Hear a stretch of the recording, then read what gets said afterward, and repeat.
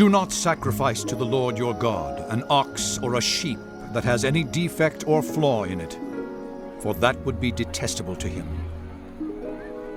If a man or woman living among you in one of the towns the Lord gives you is found doing evil in the eyes of the Lord your God, in violation of his covenant, and contrary to my command has worshipped other gods, bowing down to them or to the sun or the moon or the stars in the sky, and this has been brought to your attention, then you must investigate it thoroughly.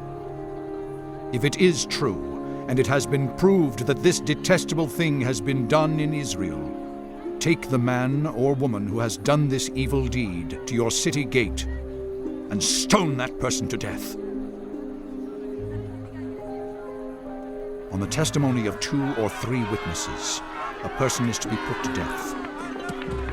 But no one is to be put to death on the testimony of only 1 witness. The hands of the witnesses must be the first in putting that person to death, and then the hands of all the people. You must purge the evil from among you. If cases come before your courts that are too difficult for you to judge, whether bloodshed, lawsuits, or assaults, take them to the place the Lord your God will choose. Go to the Levitical priests and to the judge who is in office at that time. Inquire of them, and they will give you the verdict.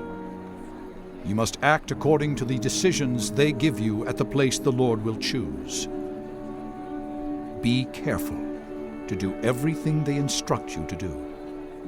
Act according to whatever they teach you and the decisions they give you. Do not turn aside from what they tell you, to the right or to the left. Anyone who shows contempt for the judge or for the priest who stands ministering there to the Lord your God is to be put to death.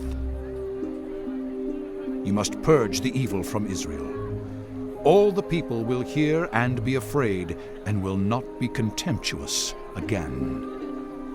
When you enter the land the Lord your God is giving you, and have taken possession of it, and settled in it, and you say, "Let us set a king over us, like all the nations around us," be sure to appoint over you a king the Lord your God chooses.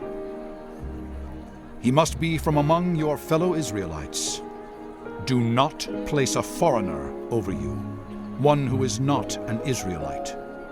The king, moreover, must not acquire great numbers of horses for himself or make the people return to Egypt to get more of them.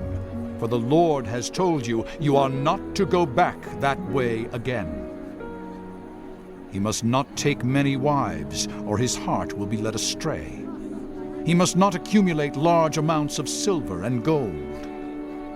When he takes the throne of his kingdom, he is to write for himself on a scroll a copy of this law, taken from that of the Levitical priests.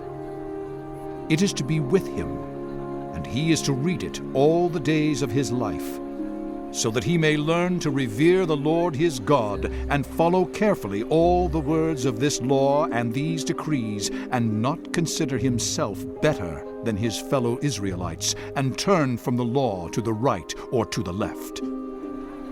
Then he and his descendants will reign a long time over his kingdom in Israel.